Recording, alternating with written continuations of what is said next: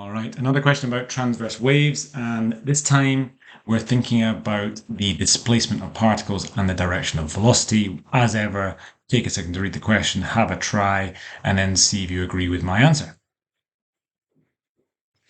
Okay, the important thing to note here is this is a transverse wave, okay?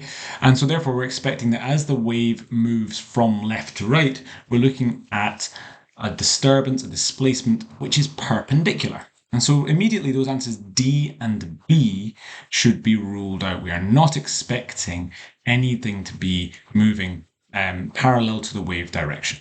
Okay, the wave direction, as the question says, is left to right. And so therefore, for example, this froth here is going to move from left to right. Now the particles themselves remain in the same horizontal position. So this particle that I've kind of drawn with a blue dot there, after a certain time, at rest is going to be the displacement of that particular particle. And so in other words, what it's going to have to do is it's going to have to move down.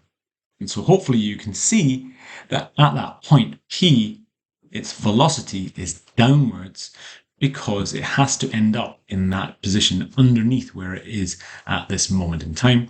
And as such, the answer here is C. Okay, now just a small note, if you had a question which was about longitudinal waves, you would expect one of those answers D or B. So a really, really clever thing to do in this situation is check the question, check what you're dealing with. Are you dealing with transverse or longitudinal? And that will give you an idea of two of the four answers which you can immediately rule out.